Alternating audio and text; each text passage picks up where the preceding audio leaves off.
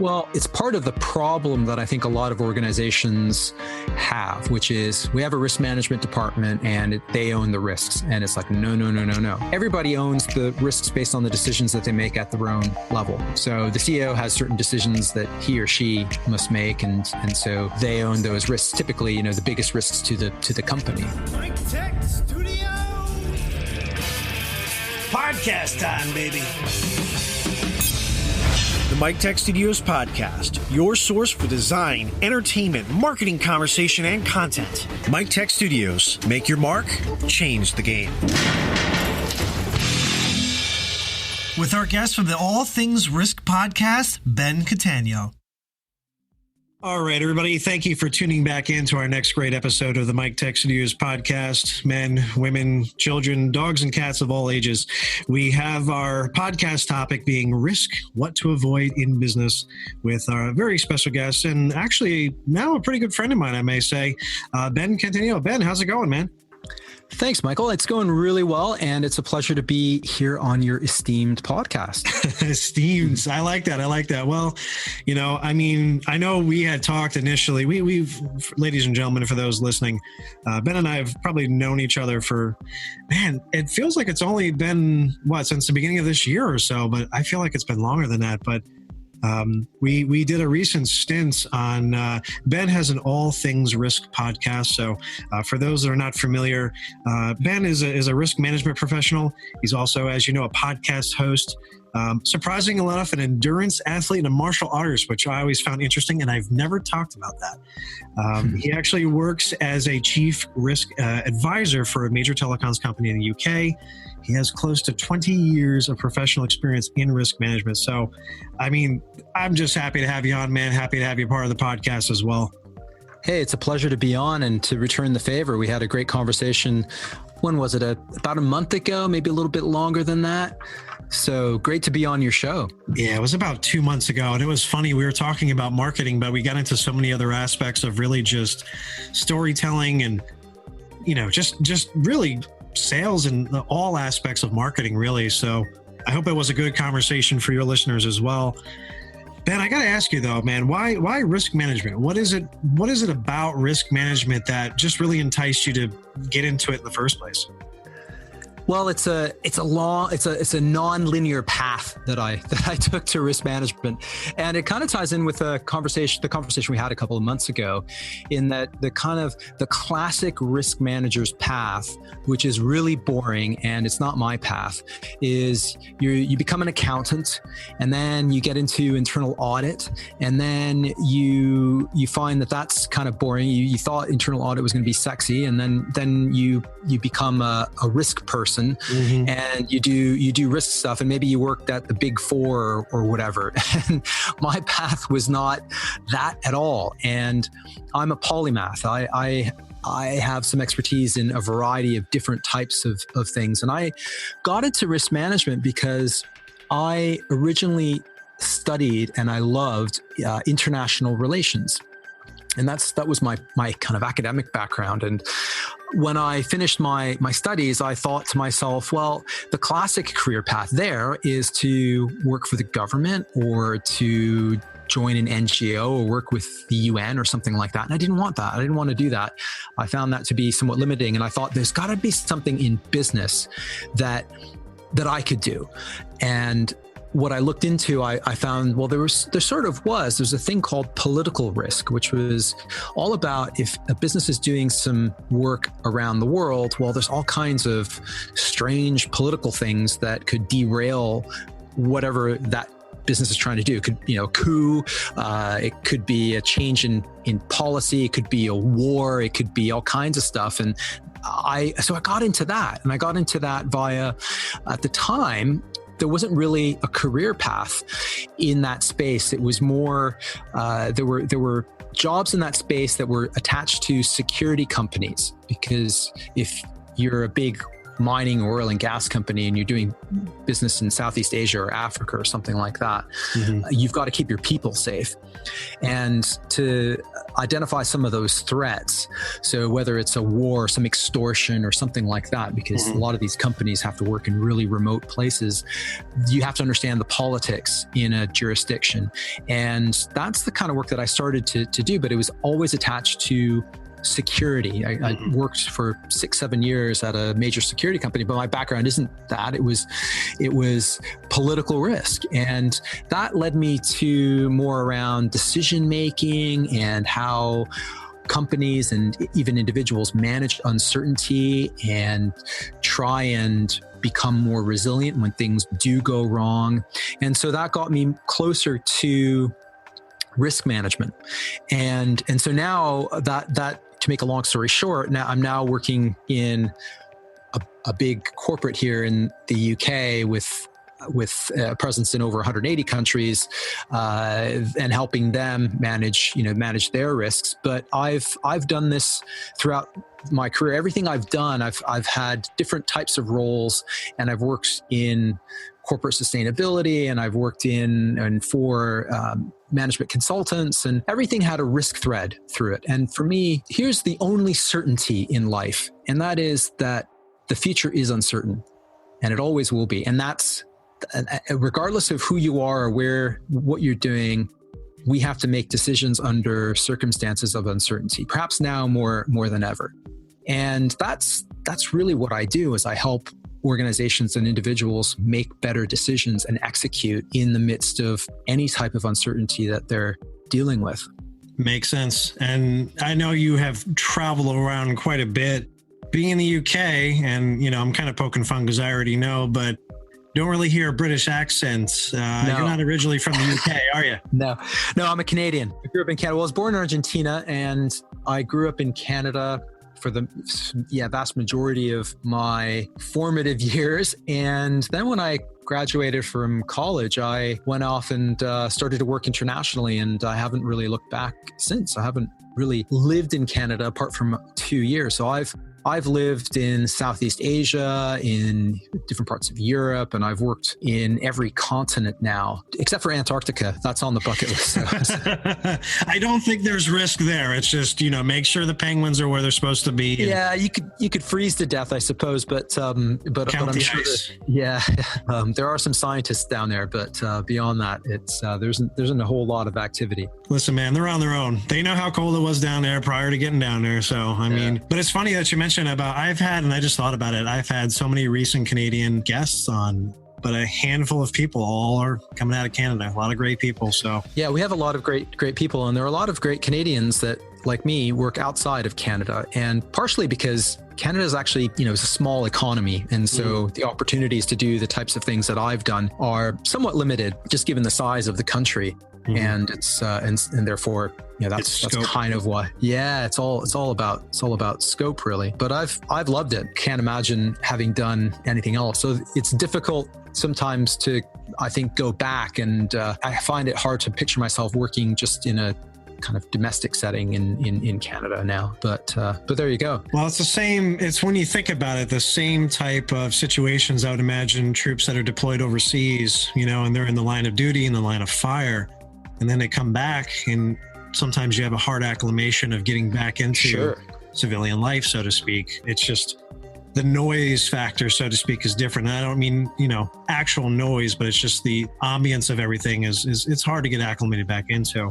It is. And I think sometimes when you do work, and I encourage everyone to spend a little bit of time working outside of the country in which they grew up, because your senses are so much more stimulated. Everything's sharper, and you learn so much more about yourself and the world.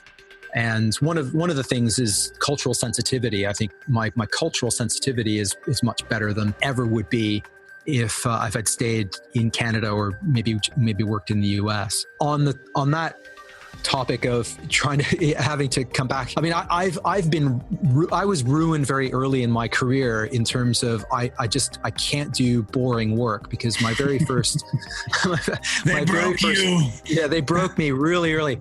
My very first assignment in risk management was when I was working for this security and consulting firm, and it was to help a Japanese firm manage an extortion attempt by Maoist rebels in the Philippines. Wow. And it was a very interesting project. And that's why I said I'm a bit of a polymath, because there were political dimensions to it, economic dimensions to it, security dimensions to it. And it was fascinating stuff, fascinating work. And when you borrow from different fields and you can really get diverse teams on a particular problem with different types of expertise, you can really help an organization manage its risks. And that started me off. And, from then on, project management gig would be really just, I'd have to maybe shoot myself. Yeah.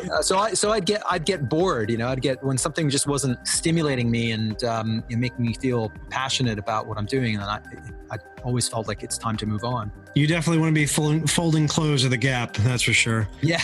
Yeah. That's not happening. Well, I mean, it sounds like you've been in a lot of difficult, and I would dare say dangerous scenarios, given, the entirety of the risk factor. Because again, it's like when somebody says design or marketing, there is so many multiple facets to that title or to that topic. What are some of the most dangerous situations that you've found yourself in supporting a company or something of that nature as these different... Yeah, I tell you what, I've never really felt like I was in a dangerous situation, to be honest, because I always felt that the work that I was doing was very well executed and looked after from a risk management perspective. If you're thinking about itineraries and going to dangerous locations. And I just had a guy on my podcast, Lloyd Figgins, who's a travel risk expert, and you can go just about anywhere almost anywhere. I wouldn't say anywhere, but as long as you take the right sorts of precautions. And so I've never really felt like my life or anything was in danger. I suppose certain situations where I'm getting into a car driving across Guinea or different parts of Western Africa where the road conditions aren't the greatest and you're not really sure about the roadworthiness of certain vehicles. And what do you do if there's your car breaks down and this sort of thing. But I've never really felt like I've been in danger. This is something that I think is a bit of a paradox. Anyone who does anything that is quote unquote dangerous actually is all over their risks. I mean, they whether we're talking about somebody who's an adventurer. So I had a guy who kayaked the full length of the Amazon, Taryn Kent Hume, on my podcast, and he took loads of precautions, loads of preparation and planning. And so long as you know what you're getting yourself into, and you're doing good planning around it, it's more or less fine. You also have to have some experience as well. So the other thing is you don't just pick up and go. I mean, I've had situations where going to Guinea Conakry, which is a poor country, and they've had some coups and things like that, and then I just found myself in Senegal, in Dakar, Senegal, where the connecting flight just didn't make its way through. My bags didn't make their way through. There was an airline strike, and it was fine. I had a couple of days in Senegal before heading off to Guinea. So long as you've got good local partners or people that have some local knowledge, and you do your homework for most places, then it's fine. And there are some places where you just wouldn't go. You wouldn't go to Afghanistan, but or parts of Iraq or Syria or things like this. But some people do. And it's just it's less a question of risk tolerance and how much you're willing to invest in the right precautions. You might need a whole sort of security detail, and you might think, well, that's just I'm not going to invest in that. That you so better to just not go. I don't know, apart from maybe journalists, people who do humanitarian work, people in the military, there aren't that many people going to Syria, for example. And those people, they go on these courses, these hostile environments training courses, and they get loads of preparation. They've got all types of precautions, and even then, things can go wrong. But I've never felt So basically what you're saying is I should cancel my vacation of going to Egypt shortly because it's probably not the best idea right now. I don't know. It depends on where you're going and what you're going to do there. So, I mean, there are loads of places where, people think, oh, they're quote unquote dangerous, but actually when you look at it, they may not be at all. I wouldn't say that at all. I'd say make sure you have the right precautions and know where you're going, and don't wander the streets at night, streets of Cairo at night when you don't know where you're going or what's around the corner. But if you do, then I think you could go. I was jerking your chain a little bit. I mean, I thought you were really going to Egypt. I was going to say Syria, and it would have been a dead giveaway. But no, I'm no Egypt. Yeah, I know people who've been to Egypt, and it's absolutely fine. They're loads of wonderful things to see there, obviously. I wanted to. I had a friend of mine in New Jersey that was going, for whatever reason, they had some friends that they were checking out over there, and there were some really bad political riots and things. This was probably about 2 years ago, when it was like the worst possible time to be Christian, to be in Egypt, and to be, white in that area. And, she wasn't white, but she was going over there, and that was one of the places that I did want to go and check out at, some point, just because, again, there's a lot of rich, historical just monuments and just history there. You have to separate the aspects of what's going on if you can. It wasn't a good time, but I was just jerking your chain with that. But no, so you can I just say,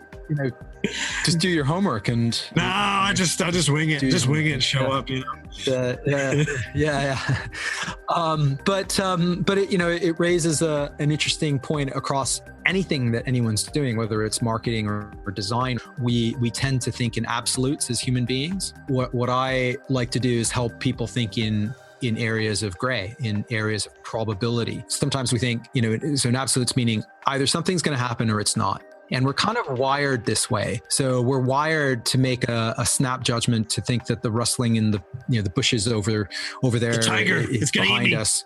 It might be exactly. And so we react, or everything's totally fine. And that's not how our world works. Our world works on the basis of shades of gray and probability. So when we're taking decisions and deciding to do things, then it's good to try and attach a level of confidence of how well that thing might work out. So it might be launching a new product, or it might be taking over a company, or whatever it is. Think through the probability of that succeeding. And we're particularly in business, we're overly optimistic. We might think that this has an 80 or 90% chance of success. In reality, it might have a 50, 60% chance. What I encourage people to do is to think in those kind of shades of gray. There's a wonderful book called Thinking in Bets by Annie Duke, who was a poker player. And I had her on my podcast recently. One of the things she encourages people to do, and this is another concept, risk management concept, that Nassim Taleb, if anyone knows Nassim Taleb, he wrote the book, The Black Swan. He's got a recent book out called Skin in the Game. If you're willing to bet your own money on something, that crystallizes your level of confidence. Try to think more in terms of probabilities as opposed to the absolutes. I know you're you're sci-fi fan, so it's the Sith was the first thing that came out, man. As soon as you said that, only Sith dealing absolutes, and I was like, can't break that. And we have to be on guard against words like, on both ends of the spectrum, expressions or words like, I'm always, this is, I'm 100% sure that blah, blah, blah, or never, there's no chance, whatever. We should be thinking more in terms of, what do you think? Is it sort of 80%? What is the chance of this working out? If you do your kind of homework and you're confident at 80%, I talk about taking decisions and then trying to be in the zone of disappointment if they don't work out versus the zone of regret. So zone of regret is, I never saw that coming. It's totally wiped me out, whatever. Or I didn't take this chance and I didn't realize that it was actually it would have been so easy to do this. A zone of disappointment is, I knew the risks. We went for it. It didn't work out, but we learn our lessons and we move on. And that's a much better place to be than the zone of regret. So I help people think in those sort of shades of gray, in those areas of probability, and to think through some of the risks that could go wrong, and to think about what might happen if those risks did occur. And rather than stopping us from doing things, I think good risk thinking gives us more confidence and allows us to be successful at whatever we're trying to do. And that's one of the great things. That's one of the things I love about what I get to do professionally and personally as well, is to help people have more confidence in the things that they're trying to do. I agree. And I appreciate that you have that just enjoyability factor personally and professionally. When it comes to, and this is an interesting question I was thinking about. So, I mean, aside from the obvious answer being the CEO, who really owns like the top risks in a company or an organization generally? Who's accountable for those risks or the results? Or well, it's part of it's part of the problem that I think a lot of organizations have, which is we have a risk management department and they own the risks. And it's like, no. Everybody owns the risks based on the decisions that they make at their own level. So the CEO has certain decisions that he or she must make, and they own those risks. Typically, the biggest risks to the company. However, all those folks below the CEO and below those folks and below those folks, they're making decisions as well. And they should be entrusted to make decisions under the auspices of uncertainty. So they would own, the risks at their level, which is, it's always risks to objectives, right? So it's always risks to something. We can't just talk in sort of nebulous terms about risks. It's before we even think about risks, we need to think about, well, what is it we're trying to do? What time horizons? What does success look like? And risks are all the things that could affect those objectives. So, and they could be positive or negative. Typically, we think of risk as something negative, but they could be positive as well. We have too many orders for this product, or we have too many clients, or whatever. Risks are to whatever thing you're trying to achieve. Everybody's got risks. Everybody has risks, whether we're trying to cross the street without looking, or whether or not we're taking a certain way to get to our appointment or whatever. There's risks in everything that we do. So it's everybody owns risk management or owns risks across an organization. The role of someone like me and others that do the sort of thing that I do is to help the organization have a kind of a common language, if you like, so that we're talking apples with apples around risk, and to inject some independent challenge into the fray. And that's very helpful. But you don't necessarily need people like me in an organization. It's helpful to have that, particularly for larger organizations, because you're trying to aggregate different personal approaches to risks in an overall organization. So some people, they like to hang out with friends on the weekends, and other people like to skydive, and trying to bring those different attitudes to risk within an organization, it can be a challenge. So it's important to have a common language.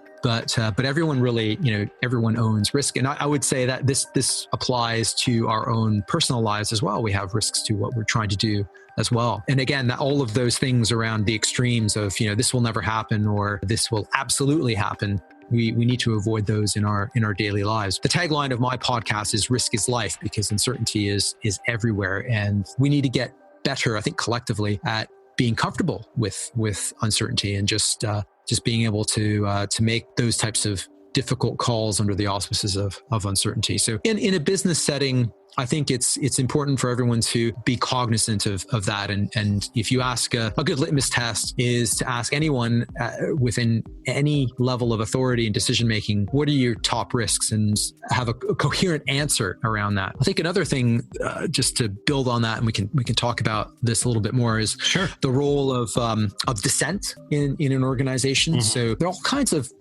we call them cognitive biases. There are all kinds of thinking errors that we make individually or collectively. One of them is confirmation bias. So basically means we've made a decision, or we want something to happen, and we look at all the bits of evidence that confirm what we want or what we believe, and we dismiss all the other bits of evidence. Mm-hmm. And we can make those types of thinking, this is a big thinking error that we can make in groups, because particularly again in business, most businesses, they kind of favor the optimists, right? It's not the done thing to say, hey, I'm not sure that we're ready to do this or that. And, people get afraid to make those types of call outs, because they might be afraid of being told, oh, you're not a team player, or you don't believe in our capabilities or whatever. And that's dangerous. We should be listening to those dissenting voices, not because what they say might is true or not, but it might be. But it's that process of thinking through, well, why might we not be able to successfully launch this product? Why might we not be able to acquire this company? And there's a technique called the pre-mortem, which is basically like a post-mortem, but before it happens. So, and what you do here is you take a decision that you're going to make or something you want to do, and then you assume, all right, it's gone wrong. We didn't succeed. We didn't plan for it. The product launch was a disaster, all of this stuff. And then you ask, why did that happen? And you get all the issues on the table. And then you find by doing this, a couple of things. One is that you head off things, you identify things that you didn't think of before, which is the whole point, right? It's better to do a pre-mortem than a post-mortem. True. And number two, if you are a bit hesitant, then sometimes it can give you some confidence. Not only will you identify the things that could go wrong, but you might also think about the worst case scenario. You might think, well, actually, that's not so bad.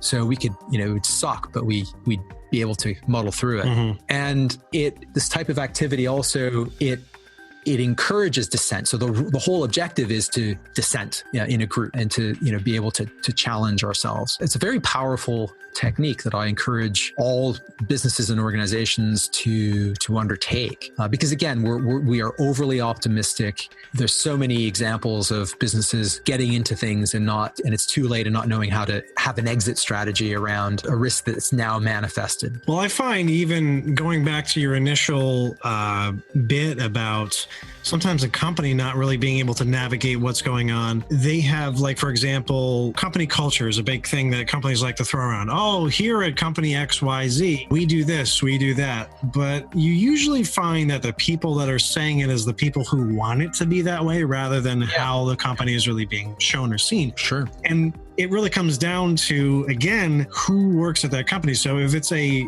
diversely ethnic company, if the culture is what it is, and absolutely. What I found is that a lot of people like to push, it's more of marketing. They want to believe that their company is like this at X, Y, and Z, and it may not be. And what ends up happening is, like you said, they siphon out what they want to hear and they leave the other things as calculated noise. Oh, that's just, if you're in business, you're going to listen to somebody who is going to tell you what you want to hear. Oh, you're going to make so much money. I had a guy who reached out to me, a sales guy in Google Plus, and he saw my name and he saw my business and he was just calling and emailing me and telling me how great Google Plus is and how much money I can make. And let's talk and let's do this. Google Plus is not that active of a platform. It's good for certain things, but it is by nothing compared to Instagram, Twitter, Facebook. For anybody to even tell me otherwise is just really asinine. But he, that was his sale. So he was going to lead almost into deception in order to get that sale. Now, if you look at it reality and realistically, I know, and you and I both know that Google Plus is not that type of platform. And when you're working within a company, sometimes it's best to work within the ranks to really kind of feel what your company absolutely is about, Yeah. They used to talk about, walking the shop floor when those things existed. I suppose they still exist in many organizations, but trying to get a feel for what the vibe is and what people are thinking and saying when, the lights aren't turned on, when the cameras aren't rolling. That's quite valuable. The other thing about what you mentioned there is the role of incentives is crucial in any organization. So if you've incentivized people, you've given people very unrealistic sales targets, for example, well, guess what? By hook or by crook, they're going to start to try and hit those targets. And that might mean you're going to get into trouble. They might do some untoward things, lie to your customers, or create, sell things at a lower price than you can actually deliver them, all kinds of things. So organizations need to think about how they incentivize their people, because that drives a lot of behavior, and as a result, that can create or mitigate risk. So incentives are huge in any organization, and just hitting some numbers, organizations need to put a little more thought around what the implications are, because I think a lot of this stuff, if organizations just kind of take a step back and think about them and spend a little bit of time just discussing them, maybe at a pre-mortem session or something similar, you could identify it. A lot of risks are just right there. I talk about blind spots versus black swans. So I'm not sure if you guys are familiar with the term black swan. I've mentioned it just earlier, but the black swan event is basically a big game-changing event that no one saw coming. And the reason why it's called the black swan is because in Australia, before they discovered Australia, in Western Europeans used to think that all swans were white, but one observation of a black swan when they discovered Australia negated that, negated millennia of belief that all swans were white. And so that's a black swan event. So black swan events occur, they're rare, but more common to me is something that I call a blind spot, which is a risk or an area, a problem that you can see if you only just shine a light on it. And sometimes we just need to take a step back and just ask ourselves some questions, and you can identify loads of things you didn't see coming. And a lot of it does, as you say, come down to culture in major organizations. It's funny that you mentioned the Black Swan event, because I mean, I've never personally heard of it. Again, I'm not in risk management, but that was one of my questions. I would imagine that it's also considered, but is a company prepared to respond to extreme events? And that would be, essentially a Black Swan event. Yeah. The other thing that I want to touch in on, which actually does lead me into my next question, so 2 for 2, is those blind spots that may not be as apparent to a company, an owner, or a business from a first look. In your career, as you've come across them, what are really, I guess maybe 2 you could say, or depending on how crazy they are, maybe just one. What's been an example of a risk blind spot that you've come across in an organization that was really severe or strange or something like that?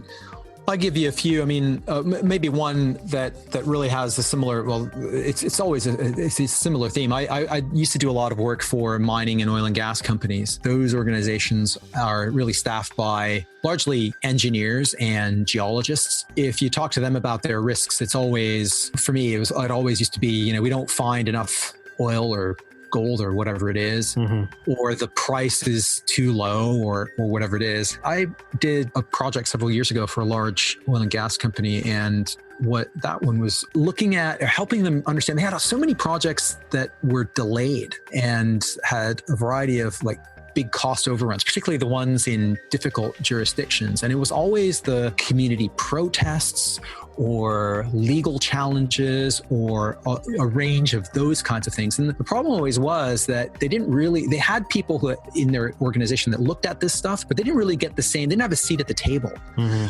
So they had people that could say, look, if we do this, we're going to get a legal challenge here and everything's going to be delayed. And meanwhile, we've hired out all of this equipment and we've told the markets that we're going to produce oil by a certain date, et cetera. They just, even though they had that expertise there, it was the engineers and the geologists that made all the decisions and called all the shots, whereas all this other stuff was a bit of an afterthought. By bringing those folks into the room when they're making these decisions, these investment decisions, it allowed them to say, okay, the local community here doesn't like us. Culturally, we're this nationality, and there's the history there with our, the nationality of our company in this part of Asia, Africa, or whatever.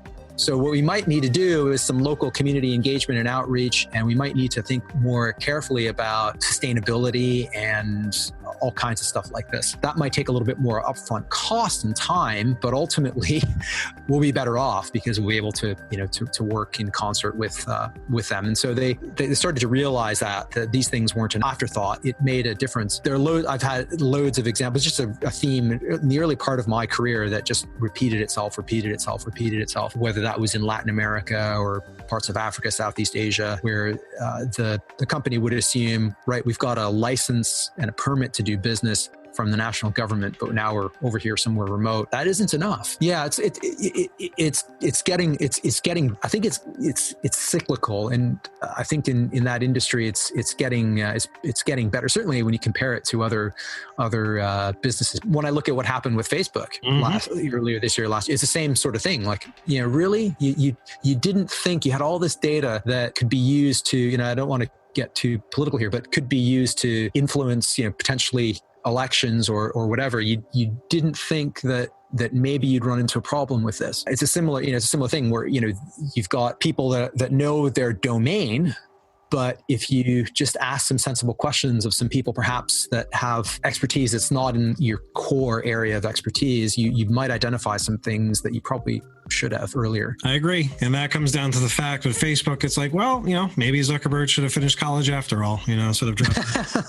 Probably would have recognized that as Risk Analyst 101, but no, I mean, that absolutely makes sense. And that is something that I do think that a lot of companies, even companies here have that disconnect between the workers and the higher ups where, I remember working with a lot of the delivery companies, and they wanted to just push higher and higher volumes of packages. But then they were getting upset as the amount of damages that were happening in each of the delivery hubs, and they were lowering the requirements for the drivers. But by doing that, the quality damage per call ratio is going to just skyrocket, because again, you're lowering the threshold of quality by trying to make sure that those peak numbers that you're hitting and those expectations are being hit. It has to come from somewhere, because if you're already running at, optimum efficiency as it is, it just doesn't work that way, Yeah. So. I hate that expression, do more with less. Mm-hmm. Like, no, we're going to do less with less. More. Yeah. You do more with more and you do less with less. Yeah. That's why they call it. So what are we not going to do?